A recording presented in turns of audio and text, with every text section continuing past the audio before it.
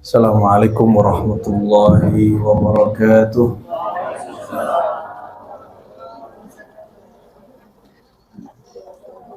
Coba begitu. Nggak biasa kita. Alhamdulillah Rabbil Alamin.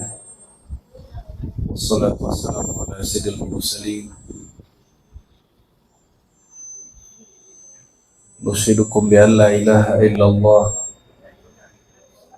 La ilaha illahu al-wahidul ahad.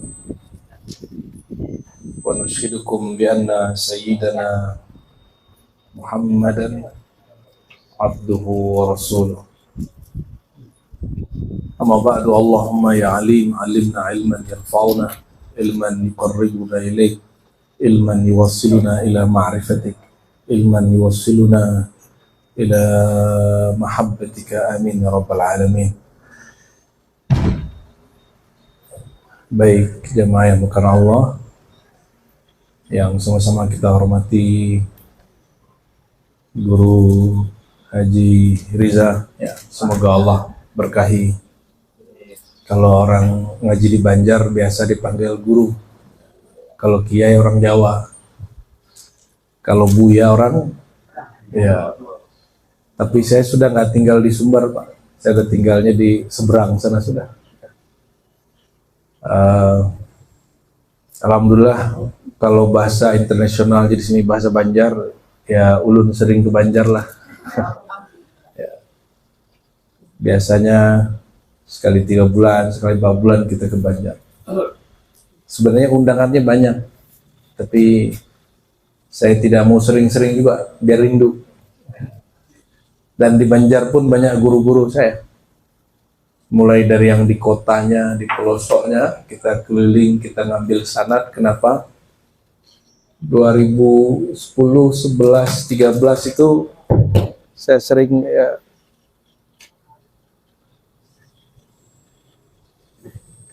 tes, ya.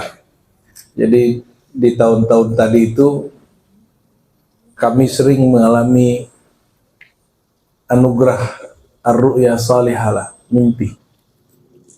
Kita kan hidup tidak berhukum dengan mimpi, tapi kata Nabi, mimpi itu ru'ya salihah itu minal mubasyarat, kabar gembira. Dalam hadis Muslim dikatakan ar-ru'ya salihah minal mubasyarat, ya. Salah satu kabar gembira yang Allah berikan kepada orang beriman, ya, itu adalah ar-ru'ya salihah, itu yang disebut dalam Al-Quran wa yubashshiruhum atau wa busyra, ya.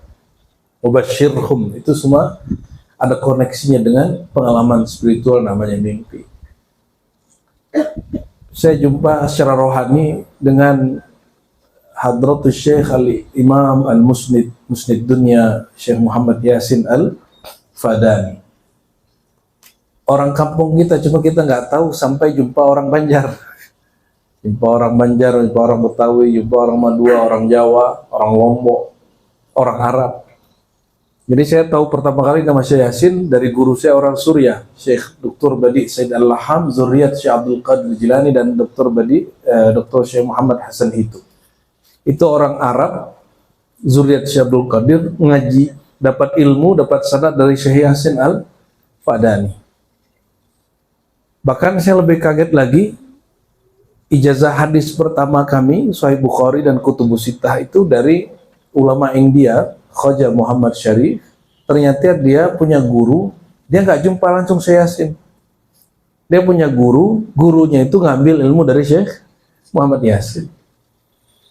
Nah, dalam salah satu pengalaman rohani ini, Allah pertemukan rohani kita dengan beliau, lalu spontan kita mengatakan, ya Sayyidi, ajizni bi asanidikum.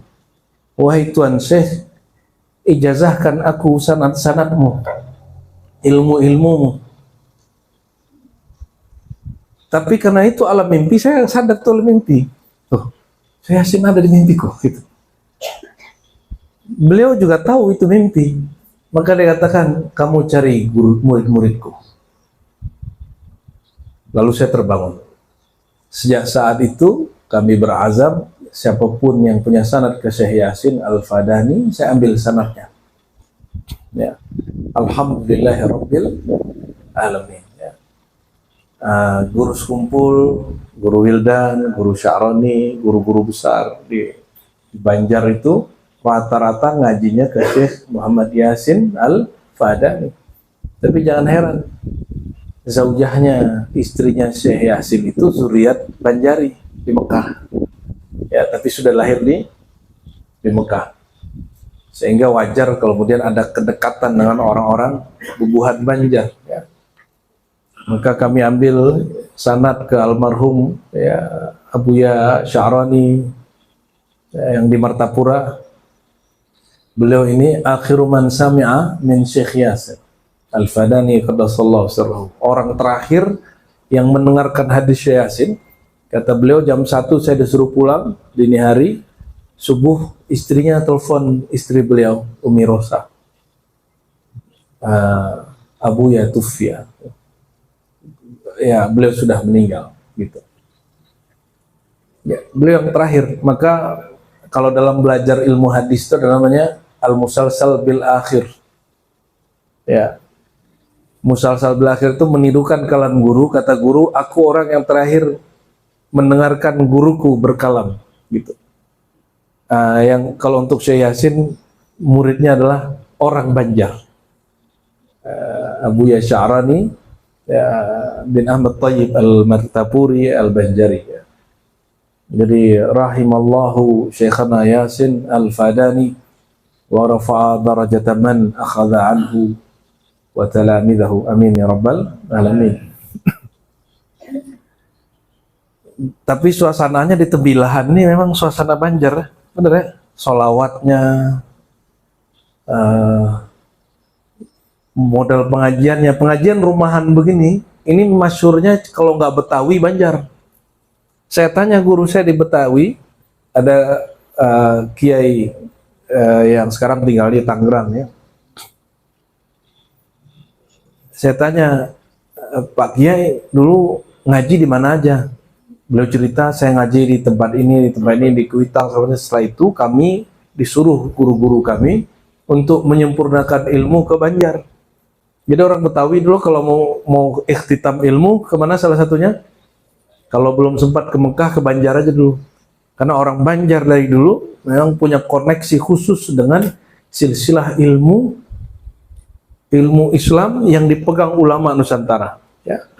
Sehingga kita tidak heran mendengar ada Syekh Muhammad Arsyad Datuk Kalampaya, sahabat beliau, pengarang kitab Durrun Nafis, Syekh Muhammad Nafis Al-Banjari, ya. Apa Keluang ya? Kalua. Ada juga yang kontroversial, Syekh Abdul Hamid Datuk Abulung. Ilmu mereka sama tapi berbeda cara mengurainya. Dan nasib mereka akhirnya berbeda. Ya, karena cara mengurainya berbeda, nasibnya berbeda. Seperti di Aceh, Syekh Hamzah Fansuri, ilmunya sama dengan Nuruddin Raniri. Pengikut-pengikut Syekh Hamzah Fansuri sama dengan Syekh Nuruddin Raniri, pengikut pencinta kajian tasawuf, tapi berbeda dalam mengungkapkannya. Akhirnya berbeda nasib. Satu jadi Syekhul Islam, mufti besar, satunya bukunya dibakar. Jadi Hamzah Fansuri meninggal, murid-muridnya dizolimi, dibakar bukunya. Ya. Nah, itu terjadi juga pada Syekh Datuk Abulung. Ya, itu terjadi juga sebelumnya Syekh Siti Jenar. Ya, masalahnya ilmunya sama, tapi cara mengekspresikan ilmu yang berbeda. Tidak ada ulama kita yang mengatakan lebih tinggi Syekh Siti Jenar daripada Sunan Kalijaga, atau sebaliknya. Mereka semua sepakat mengatakan ilmu mereka sama. Tapi Sunan Kalijaga menjaga adabnya, Syekh Siti Jenar keceplosan mengatakan anal haq, akulah yang ya ingsun. Nah, bahasanya dulu ingsun al haq. Kalau di orang Banjar ulun, akulah al haq. Kalau al-halal mengatakan anal haq, akulah al-haq. Akhirnya kontroversial lah ini, ya. Oleh karena itu kita ngambil ibrah, ngambil pelajaran dari situ, jangan kita ulangi kesalahan itu. Rasulullah Shallallahu Alaihi Wasallam orang paling kenal Allah. Pernahkah Rasulullah mengatakan ana Allah? Nggak ada. Adakah Rasulullah mengatakan aku al-haq? Nggak ada. Innama ana abdun mislukum, innama ana basyarun mislukum. Aku hanya hamba, aku manusia seperti kalian. Nabi bertawadu. Kenapa? Nabi sanggup menanggung beratnya kajian-kajian makrifat itu. Oleh karenanya, kalau ada orang keceplosan mengatakan kalimat-kalimat aku Tuhan, ya Tuhan dalam diriku, ya, itu dia dapat ilmu tapi tidak sanggup, tidak sabar menahan makrifat yang dia tanggung. Tidak sabar aja. Sabar sedikit, selamat dia. Maka meninggal Imam Junaid abad ketiga Hijriah. Ulama dulu itu ada ilmu cara komunikasi dengan orang sudah meninggal. Kenapa? Yang meninggal hanya jasad, ruhnya masih utuh. Ruh kita ada nggak? Bapak Ibu punya ruh nggak? Punya ruh? Bener nih, serius. Ya, badan menua, ruh tidak menua. Ruh begitu-gitu aja. Meninggal jasadnya, ruhnya masih hidup. Maka muridnya, salah satunya ada Shibli, ada Ruwaim, ada Rusbahri, macam-macam namanya. Salah satu dari mereka itu berkoneksi secara rohani, disebut Muhadasah Khadiriyah dalam kitab Al-Hakim Tirmizi. Hakim Tirmizi ini juga semasa dengan beliau. Apa kata salah satu muridnya? Aku berjumpa rohani guruku Al-Imam Junaid, Abul Qasim Junaid Al-Baghdadi, dan bertanya, ma fa'alallahu bika? Apa yang Allah lakukan kepadamu wahai Tuan Syekh? Apa jawaban beliau? Ghafarani Allahu Ta'ala, Allah ampuni aku. Terus muridnya nanya lagi, apa yang paling berat ditanya dihisab oleh Allah? Apa jawabannya? Syatahat, kalimat-kalimat aneh, qila wa qala, ya, kalimat-kalimat menukil-nukil, kalam-kalam yang tidak tepat dinukil. Ini kalam, akhirnya sadarlah muridnya ini, makanya muridnya ini mengurangi itu walaupun dia kemudian pingsan-pingsan karena menahan itu. Salah satu muridnya adalah Imam Abu Bakar Ash-Shibli. Siapa namanya? Abu Bakar Ash-Shibli ini kawan Al-Hallaj. Dia untuk menahan supaya tidak mengatakan anal haq itu dia pingsan berkali-kali. Biarlah saja pingsan, biarlah dia nangis. Yang penting dia tidak mengatakan kalimat itu. Jadi ini jadi pelajaran kita ke depan. Setinggi apapun ma'rifat Tuhan kepada Allah, janganlah mengatakan aku ini Allah.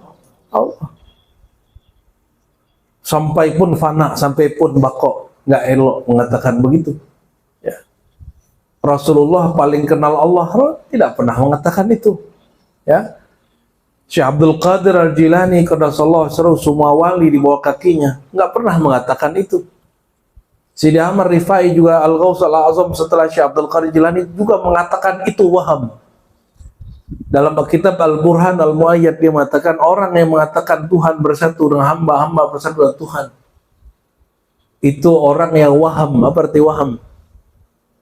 Ngaco, ngarang-ngarang.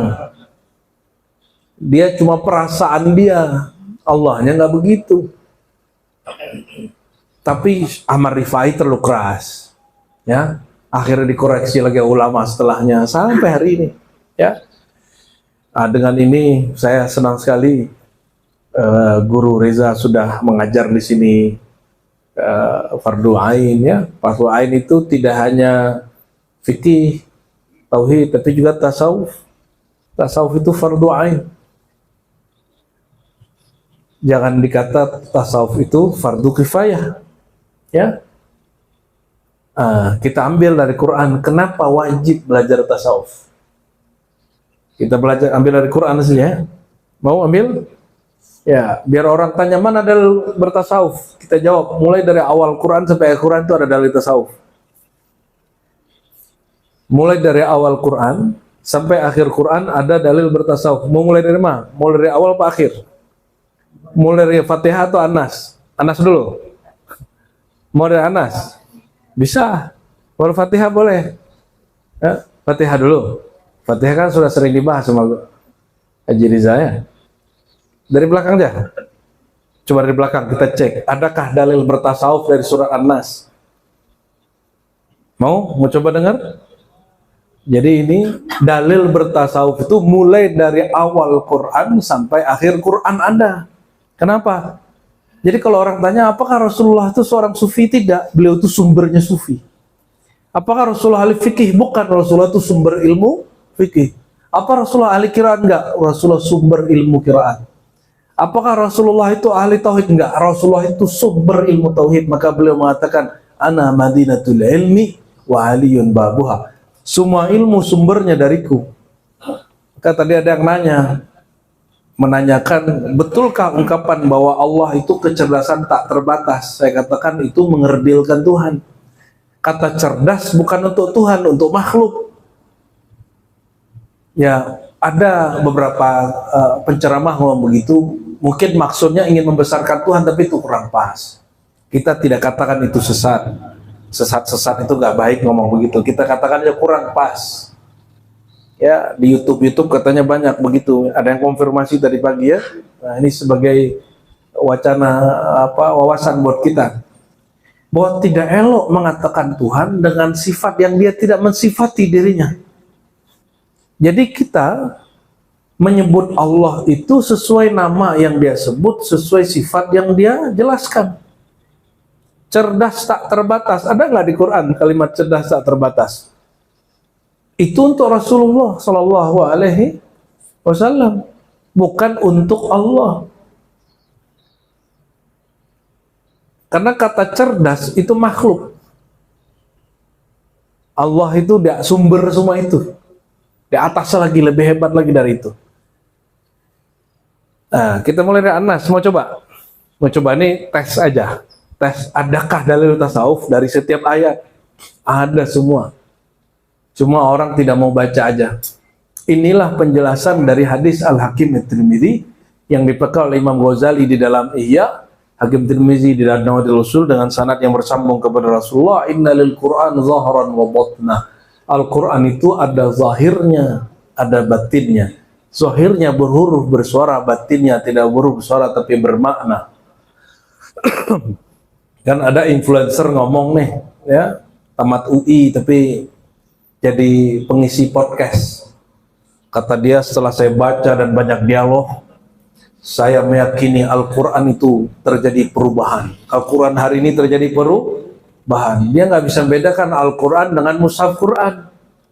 Yang berubah itu mushaf Al-Quran. Kalau mushaf ada ilmu di situ namanya rasam Utsmani. Cara menulis dengan rasam Sayyidina Utsman yang berkembang dulu titiknya 2, sekarang titiknya 1, dulu titik merah, sekarang jadi harokat. Yang berubah itu mushaf. Mushaf Madinah sama mushaf Indonesia beda nggak? Harokatnya beda. Wawunya kita ada sukunnya bulat, sedangkan Quran terbitan Madinah nggak ada. Quran kita itu mirip yang terbitan India, salinan-salinannya itu. Jadi kalau ada waw mati ditulis atasnya apa? Tanda sukun. Kalau Madinah nggak ada. Jadi betul ada perubahan, iya. Mushafnya, Qurannya tidak berubah. Bisa memahami? Ya. Nah, kita coba cek ya. Bismillahirrahmanirrahim. Qul a'udzu birabbin nas, malikin nas, ilahin nas. Ya. Nah, ini bab tauhid ini.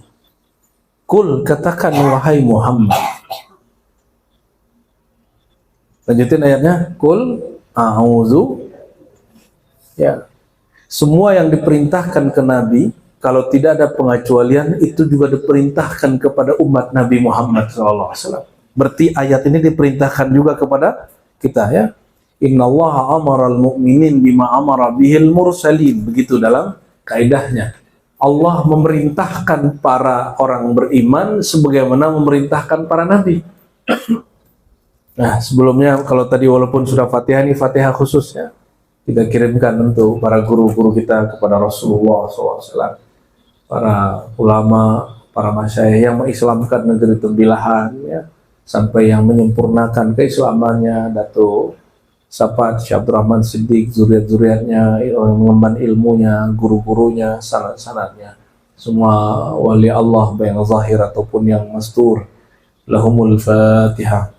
Bismillah. Ya,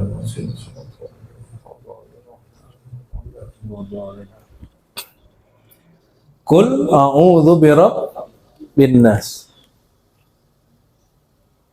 Ini tauhid. Jadi bab tauhid langsung nanti ada bab tazkiyatun nufusnya, tasawufnya, sampai kemudian ma'rifat syaitan.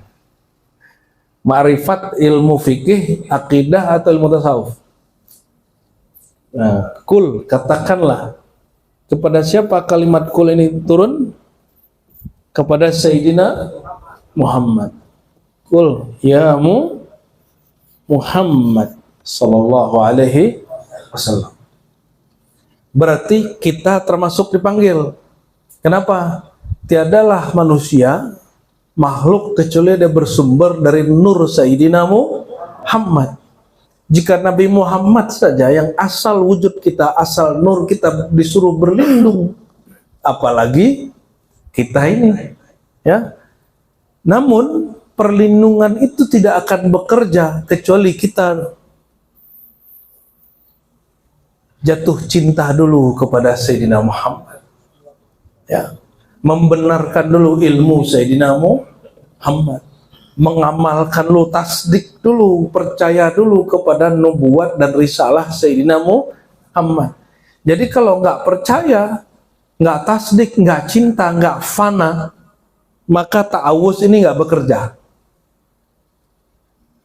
Kul a'udzu birabbin nas. Ya, katakanlah wahai jiwaku, diriku yang bersumber dari nur Muhammad sallallahu alaihi wasallam. Ini salah satu makna isyarinya, ya. A'udzu, ya. A'udzu. Apa arti a'udzu? A'udzu ada ana, ulun, aku. A'udzu, ini asal katanya begitu. A'udzu, ana a'udzu, aku berlindung. Apa arti berlindung? Kalau kita berlindung dari hujan, ngapain kita? Kalau hujan nih masuk rumah, berlindung nggak? Berteduh namanya, ya. Berteduh, ya. Berteduh, berlindung sama. Berlindung itu, misalnya kita diganggu orang, terus ada orang hebat di situ, kita bilang, tolong lindungi saya. Maksudnya apa itu? Aku serahkan keselamatanku kepada engkau. Maka a'udzu, aku berlindung. Ya, berlindung itu makna biasa, makna zahir. Berlindung. Kalau orang Syatariah di kampung saya, kalau gurunya meninggal disebut telah berlindung ayahanda Syekh Fulan bin Fulan. Berarti berlindung ini bagi sebagian orang ngaji marifat gak mewakili makna ta'awuz. Apa arti a'udzu yang kedua? Taukil, menyerahkan diri. Ya, apa artinya? Ya, taukil. Inilah yang terjadi pada Sayyidina Ibrahim ketika ditawarkan keselamatan, bantuan oleh Sayyidina Jibril. Apa kata beliau? Hasbunallah wa ni'mal wakil, cukuplah Allah sebaik-baik yang mengurus keselamatanku. Taukil, atau disebut juga taslim. Ya, taslim. penyerahan diri yang total. Kalau taukil ini hanya menyerahkan urusan, kalau taslim sama diri-diri kita serahkan. Itu bedanya. Maka disebut faman aslama wajhahu ilallah. Siapa yang mengislamkan dirinya kepada Allah. Apa arti Islam di situ? Menyerahkan dirinya, hadapannya, tatapannya hanya kepada Allah. Ini dicatat nggak nih? Makanya ilmunya nggak nyantol-nyantol, bukannya nggak dicatat-catat. Nanti lain kali kalau ngaji ke Guru Riza, bawa buku catatan. Ya, bawa buku catatan. Kata Nabi, qayyidul ilma bil kitabah. Kuatkan ilmumu dengan menyalin, walaupun sedikit. Tulisan kita jelek nggak apa-apa, kan kita sendiri yang baca. Kalau nggak nanti pulang-pulang cuma dapat, wah ilmunya berat hari ini. Oh ustadznya asik, ustadznya bisa lucu. Tapi kalau kita nyalin, seberat apapun ada yang ditulis, selucu apapun ada makna yang diambil. Ya minimal ingat lucunya lah kan. A'udzu berarti aku berlindung, aku menyerahkan urusanku, aku menyerahkan diriku. Nah itu kira-kira ya. Kepada Allah Subhanahu wa ta'ala. Coba. Perlindungan pertama dengan Allah yang bernama apa dan bersifat apa? A'udzu billah atau bi rabbin nas? Hah? Enggak, An-Nas ini, surah An-Nas nih. Saya mau tanya, taukil taslim itu di ilmu fikih, di ilmu tauhid atau di ilmu tasawuf? Prakteknya. Menyerahkan diri, menyerahkan urusan tawakal, menyerahkan diri, itulah fana fillah. Itu adanya di fikih, ilmu tauhid atau ilmu tasawuf? Tasawuf. Jadi orang baru a'udzu sudah nah, saya ketinggalan ana. Ini ana yang mana ini? Aku ulun yang mana ini? Saya yang mana? Kalau tubuh ini berlindung dari penyakit mara bahaya. Tapi ayat ini, surat ini tidak berkaitan dengan penyakit. Penyakit-penyakit zahir nggak dibahas di situ. Di Quran nggak disuruh berlindung dari penyakit-penyakit zahir. Karena itu orang semua sudah tahu. Allah menurunkan Al-Quran mengingatkan orang bahwa ada marah bahaya yang tidak tampak secara kasat mata. Tapi dia nyata. Inna syaitana lakum aduwwam mubina. Syaitan itu bagi kamu musuh yang nyata. Karena dia bisa merasuk ke manusia, bisa merasuk ke sosial media. Setan yang masuk ke manusia, yang jadi manusia lebih bahaya daripada setan yang jin. Itu sebabnya berkali-kali kita sampaikan, kita tidak memusuhi jin. Musuh kita bukan jin. Musuh kita tuh syaitan. Perintah dari Allah, fattakhidhuhu aduwwa. Jadikan dia musuh, bukan jin yang menjadikan musuh. Maka dengan ini kita nyatakan perang, wahai syaitan, aku nyatakan perang kepadamu zahir dan batin. Tapi jangan pandang orang sebagai setan. Setan paling bahaya itu dalam diri. Inna a'da'adaikum ma baina janbaikum atau azhurikum. Setan yang paling bahaya, musuh paling bahaya itu diri sendiri. Jangan diingat-ingat orang lain. Oh kayaknya si anu setan nih ya. Karena ustadz setan nih, ini orang setan nih, politisi setan. Kita setannya. Malaikat masuk ke tempat hiburan, tempat maksiat. Malaikat tergoda nggak?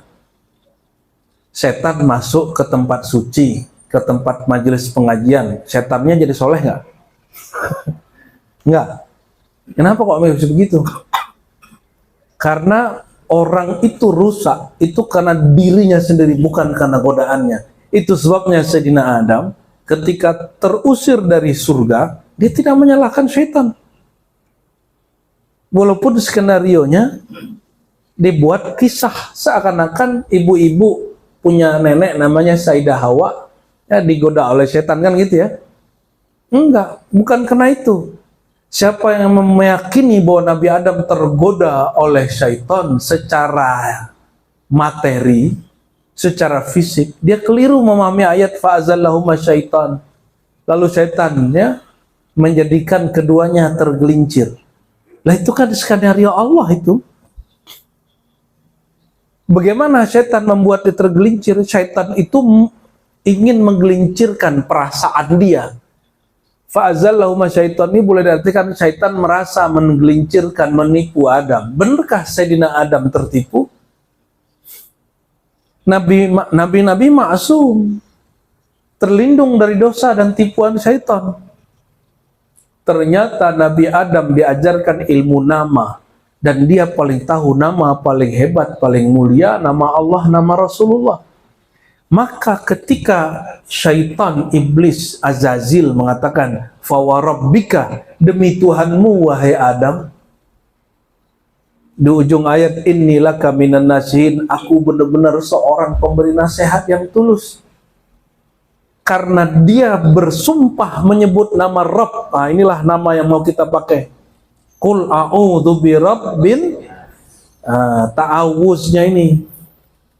Ta'awuz pertama dengan Rabbin Nas. Tuhan pemilik manusia. Ini manusia bukan? Benar nih manusia. Manusia itu aku manusia. Manusia ini terdiri dari zahir dan batin. Zahirnya dari air yang hina. Kecuali Nabi Adam dari tanah. Kalau kita dari apa? Hanya Nabi Adam yang bukan dari mani. Selain Nabi Adam tercipta dari air mani. Ada yang di sini dari air logam, dari air putih, air raksa. Nggak ada. Semuanya dari air mani. Sedangkan Nabi Adam min salsalin kal fakhar, min tin. Banyak ayat yang menyebutkan begitu. Dari tanah liat, tanah kering. Tapi kalau kita dari sulalatin min tin, maka manusianya kita dengan Nabi Adam beda tipis. Dia sumbernya kita secara jasad, sedang kita turunannya. Ini manusia yang zahir. Apa kata Allah? Ini khaliqun basyaran min tin, aku ciptakan manusia bashar, sisi zahirnya dari tanah. Setelah aku sempurnakan sawaituhu, ya, aku sempurnakan dia, nafakhtu fihi min, aku hembuskan pada dirinya rohku. Rohku bukan zatku, jangan salah. Ruhullah itu hembusan Allah, nafkhatullah. Hembusan kita bukan kita, Pak. Coba menghembus. Gitu. Lagi, coba Bu. Coba hembusan Ibu ditahan, misalnya bayangkan saja masukin ke balon. Apakah zat Bapak Ibu ini pindah ke balon? Nah, ini teguran untuk orang ngaji hakikat keracunan, nggak belajar akidah Ahlus Sunnah. Wajib kalau ngaji hakikat, wajib belajar akidah Ahlus Sunnahnya mateng. Kalau nggak boleh.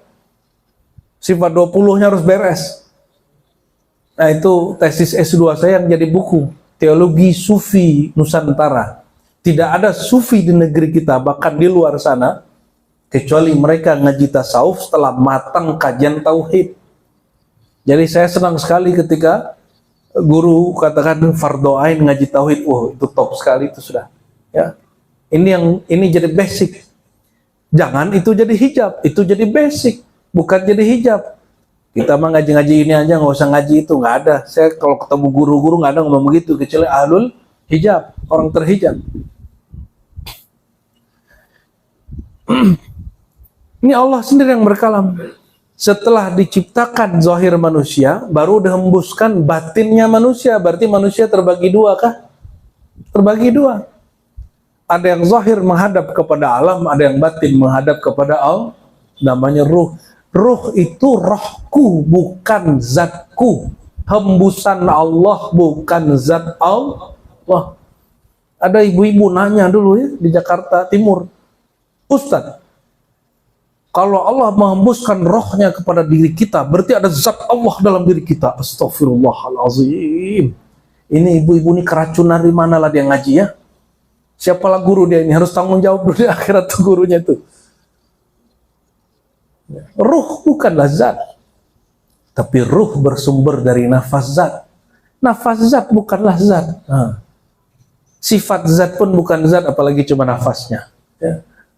Itu panjanglah ceritanya. Kita kembali ke surat An-Nas. Berarti anak kita yang berlindung, baik anak yang zahir ataupun anak yang batin.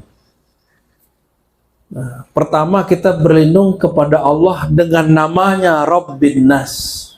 Adam dahulu digelincirkan oleh siapa? Oleh syaitan dengan nama Rabbika. Demi Tuhan engkau wahai An-Nas. Apa kata Adam? Fawarabbika.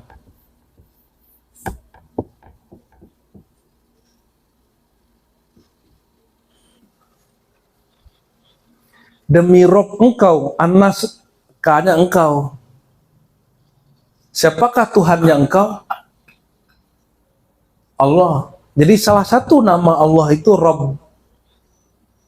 Alhamdulillahi Rabbil Alamin. Nah, coba perhatikan. An-Nas, Rabbin Nas, Rabbil Alamin, Rabbul Masyriqi wal Maghrib. Ini perhatiin ya. Rabbika, Rabbil Alamin. Ini satu. Ini turunannya nih. A, B, C. Rabbul Masyriqaini wal Maghribain. C. Habis C apa? D.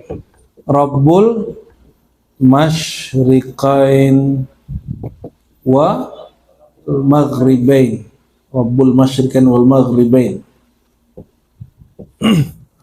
Ini baru sebagian nih. Demi Tuhan engkau, hai Adam. Nah, Rabbika, Rabbil Alamin di surah Al-Fatihah. Kebawa kan surah Al-Fatihah?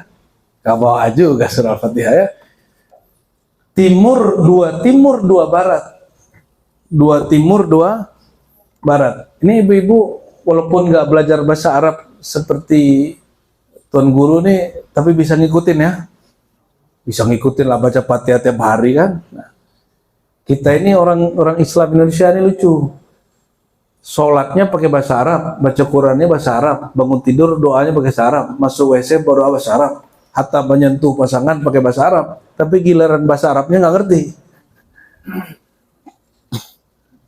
An-Nas manusia, ka engkau wahai manusia Adam, alamin alam itu disebut manusia besar.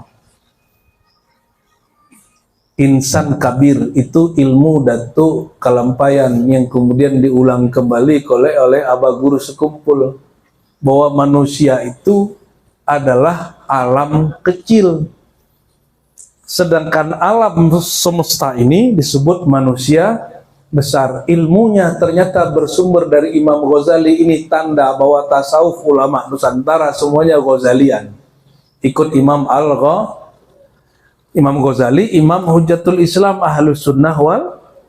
Apa kata beliau? Lihatlah di alam. Di alam ada tumbuhan, ada yang tumbuh, ada gunung, batu, ada tanah, ada air. Di tubuh kita ada yang tumbuh nggak? Apa yang tumbuh? Rambut. Betul? Ada yang tempat tumbuhnya nggak? Daging. Maka daging ini dari saripati tanah. Ada yang mengalir nggak? Darah. Apalagi? Keringat. Apalagi? Ada yang keras nggak? Seperti batu, seperti gunung, tulang. Di dalam batu itu ada mahma, panas dia khasiatnya. Ada sumsum, ada semua. Ya, ada semua. Maka manusia itu miniatur alam kecil. Jadi jika disebut Rabbul Alamin, jangan bayangkan gunung, langit, bumi, kejauhan, kata Imam Ghazali. Ya, Imam Ghazali ingatkan dalam kitab Mishkatul Anwar. Rabbul Alamin, Rabb alam, seluruh alam yang ada di dalam dirimu, itu juga ada di alam besar sama. Cuma bedanya pada dirimu bentuknya kecil, tapi jelas. Di sana bentuknya besar. tapi sebenarnya mekanisme terjadinya sama. Gimana nih Pak? Bisa ngikutin nggak? Nyambung? Kalau nggak kita stop. Hah? Nyambung nggak? Paham nggak? Ya sepaham berapun sedikit pun nggak apa-apa. Paham banyak biar saya aja yang paham banyak. Rabbul Masyriqaini wal Maghribain, dua timur dua barat. Nah, ulama kita beda pendapat. Timur barat itu ada timur bagian ke utara, ada timur bagian ke selatan. Barat bagian utara, bagian selatan. Tapi kalau ulama alim marifat, ada timurnya zahir, ada timurnya batin. Ada baratnya zahir, ada baratnya batin. Makanya wali Allah itu ada nisbatnya, ada keterangan dia. Jadi ada wali Allah itu disebut al-masyriqi, ada wali Allah itu al-maghribi. Masyriqi berarti wali Allah penjuru timur. Kalau timur sifatnya indah. Sifatnya apa? Indah. Kalau orang nyarinya sunset pas sunrise banyaknya. Terbit matahari atau terbenam matahari yang paling disenangi, yang paling aman untuk mata. Terbit matahari sunrise, terbenam matahari sunset. Ini gaya-gaya ada bahasa Inggris. Ghurub, syuruk terbit. Nah ini pakai bahasa kita aja lah ya. Isyraq, syuruk, terbit matahari. Ghurub, terbenam matahari. Yang lebih aman untuk mata yang mana? Terbenam. Pantesan rusak matanya. Yang aman itu saat terbit matahari. Itu sebabnya kalau wali dia nurnya nur masyriqi, orang kalau kecipratan nurnya, dia jadi soleh, jadi baik, ahli ilmu, soleh, baik-baik, gak ada aneh-aneh. Itulah Sunan Kalijaga. Berarti kalau Syekh Siti Jenar, masyriqi, maghribi, mana yang benar dia? Maghribi. Orang kalau pandang dia, kalau buka marifat dia, silau matanya, kena sinar ultraviolet dia. Paham maksudnya? Kita nggak usah ulangi kesalahan itu lagi. Menghakimi Hallaj, menghakimi Datuk Abulung, menghakimi Syekh Jenar itu juga tidak benar secara ilmu kemarifatan. Tapi membiarkan itu juga tidak elok. Maka ulama dulu mencari mana maslahat, mana mudaratnya. Ya Al-Hallaj waktu disalib dia nggak tolak. Datuk Abulung juga nggak tolak. Syekh Siti Jenar juga nggak tolak. Emang ini yang aku mau. Ya. Tapi kata Imam Ghazali, seandainya aku qadhinya waktu Al-Hallaj masih hidup, aku hidup zaman itu, tidak aku fatwakan dia sesat. Dibimbing saja, diajak diskusi lagi, diajak ngaji lagi. Siapa tahu nanti dia bisa rem-rem itu. Ya. Nah, kembali ke Rabbil Masyriqi wal Masyriqaini wal Maghribain atau Masyriqi wal Maghribi. Berarti timur zahirnya manusia, timur batinnya manusia. Maghrib, barat zahirnya manusia, barat batinnya manusia. Kata Ibnu Athaillah, kalau matahari zahir dia terbit dan terbenam. Tapi kalau matahari batin yaitu nur Rasulullah tidak pernah padam. Tidak pernah padam itu ada di hikab itu. Ya, nuruhu la taghrub, nuruhu la yaghrubu abadan. Nurnya tidak pernah lagi terbenam. Nah ini baru sebagian nih. Padanan kata rob. Ini masih banyak rob ke bawah. Bahwa intinya kata An-Nas ini mewaliki engkau wahai Adam, miniatur alam semesta, maka disebut khalifatullah. Apa arti khalifatullah? Khalifah pengganti yang mengurusi. Siapa yang menggantikan siapa? Mewakili Allah di muka bumi. Karena Allah itu batin, mesti lewat zahirnya. Maka zahir ilmunya Allah, zahir kudrat iradatnya Allah dimazharkan, dinyatakan, dimanifestkan, dingejawantahkan pada diri para nabi dan para aulia. Mereka lah yang mengurus bumi. Disebut fatullah, ya. Jadi kalau kita auzubillah, kul a'udzu birabbin nas, katakanlah aku berlindung, ya. Aku baik yang zahir ataupun yang batin, berlindung dengan atau kepada Tuhan pemilik manusia, pemilik engkau, pemilik alam semesta, pemilik timur dan barat, pemilik langit dan bumi, Rabbus samawati wal ard, langit dan bumi. Ditambahkan kalau E-nya adalah Rabbus samawati wal ard. Masih banyak lagi ada rob belakangnya.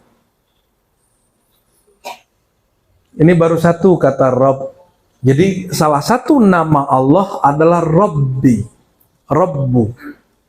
Coba di Asmaul Husna ada nggak orang nyebutin Rabb sebagai Asmaul Husna? Nggak, Asmaul Husna itu lebih dari 130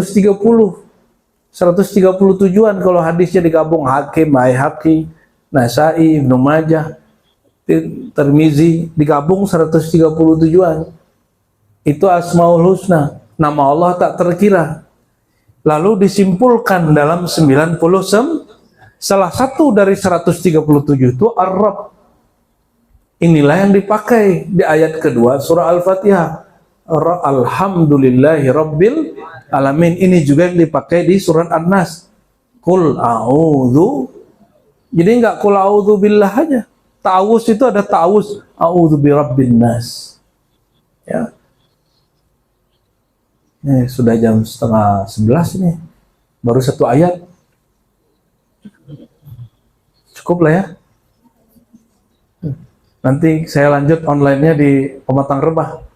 Nanti disimak aja di Pematang Rebah ya. Ini pemanasan aja nih, Ustaz Irfan ya.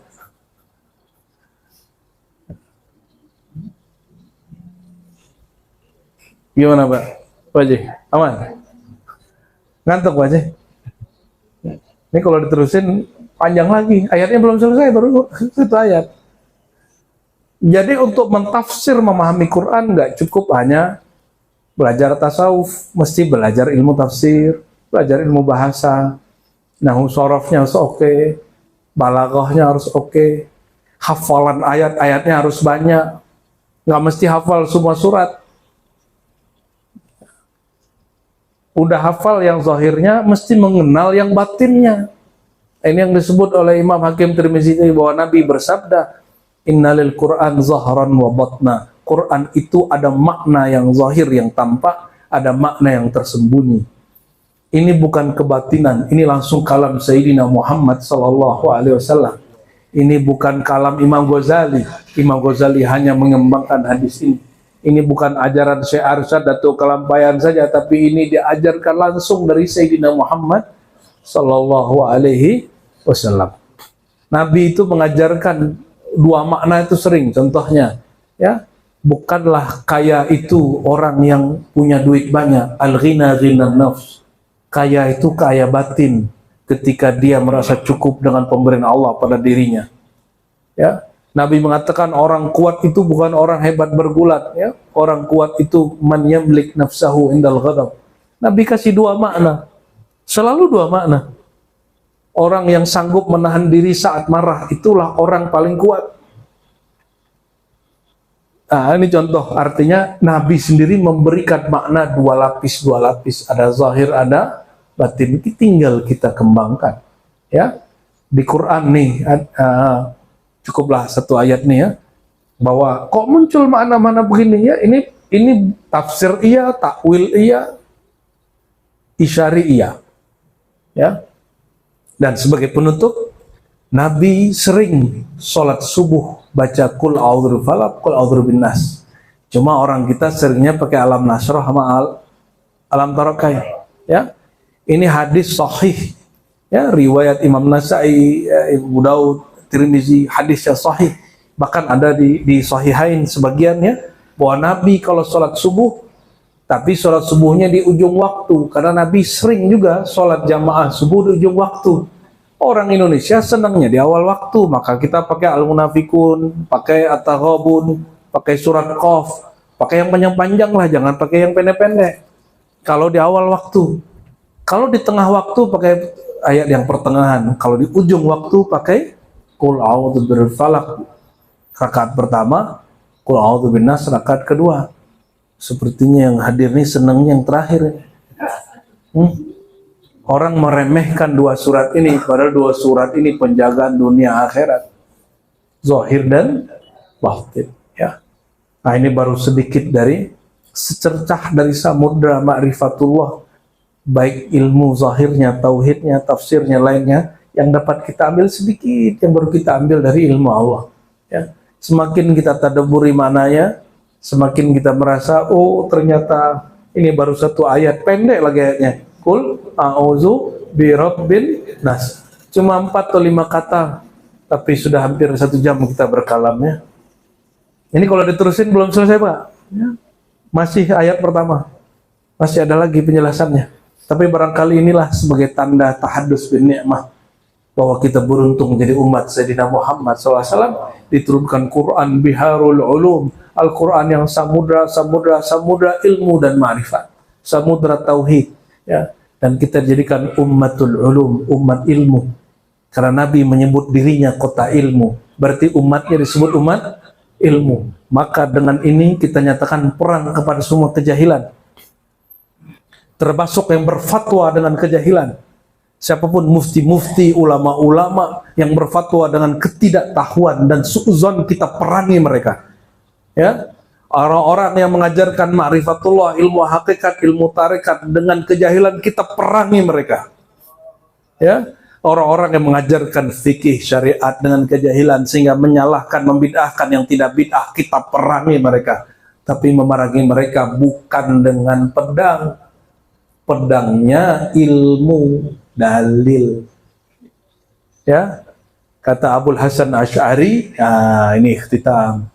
Kenapa engkau tidak nyuruh pemimpin ngalahin Mu'tazilah, Jabariyah, Syiah dengan pedang? Kata beliau apa? Kalau aku fatwakan itu, nanti pemimpinnya mati, yang diancam dengan pedang kembali ke ajaran lamanya. Tapi jika aku gunakan pedangnya ilmu untuk menyembelih, apa yang disembelih? Kebodohan dalam dirinya. Mau siapapun gurunya, siapapun pemimpinnya, mau hidup mau mati, mau dimanapun dia tinggal, ilmunya menuntunnya kepada Allah, tidak akan kembali kepada ajaran yang lama. Ya, janganlah sembarang-sembarang berfatwa, ya, jangan sembarang-sembarang menyalahkan, juga sama, jangan sembarang-sembarang mengajarkan yang tidak pantas diajarkan. Semoga Allah Ta'ala ridhoi kita semua, Allah berikan kita ilmu tentangnya, karena ini perintah fa'lam, maka ilmuilah tentangnya. Lalu ilmu ini menghantarkan kita kepada as-sa'adah, as'adun nas, man qala la ilaha illallah. Orang yang paling bahagia nanti di akhirat, bahkan di dunia ini, adalah orang yang kenal Allah sehingga dia mengatakan la ilaha illallah, tiada yang aku tuju, yang aku sembah kecuali Allah. Allahumma rabbana atina fid dunya hasanah wa fil akhirati hasanah wa qina adzabannar. Allahumma ahyina bila ilaha illallah wa amitna bila ilaha illallah wa ahsurna ya Allah bila ilaha illallah wa hasibna bila ilaha illallah wa wazidna bila ilaha illallah wa najjina ya Allah ala siratika min adabika wa min narika bila ilaha illallah wa adkhilna jannah bila ilaha illallah Muhammadur Rasulullah sallallahu alaihi wasallam walhamdulillahi rabbil alamin. Al-Fatihah. Ya Rabbi ya Nasir sallallahu muslim sallallahu alaihi wasallam ta'ala ya Rabbi waladdallin amin. Salat badar sama-sama ya. Innallaha malaikatahu yusholluna 'alan nabi ya ayyuhalladzina amanu shallu 'alaihi wa sallimu taslima. Salatullah salamullah ala taha rasulillah. Salatullah salamullah ala yasin habibillah. Salatullah salamullah ala taha rasulillah. صلاة الله سلام الله على ياسين حبيب الله توسلنا ببسم الله وبالهادي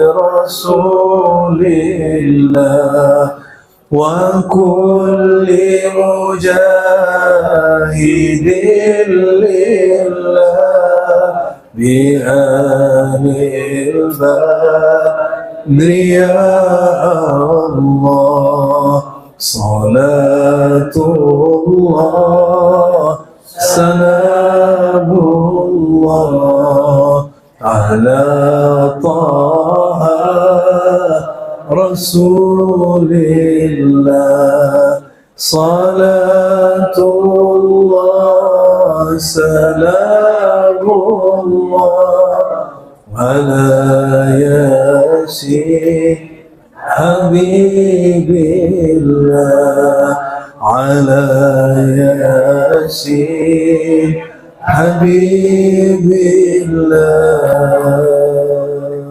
Subhanallah bika insyaallah wabarakatuh. Mohon maaf salah kurangnya. Assalamualaikum. Salatullah salamullah ala taha rasulillah salatullah salamullah ala yasin habib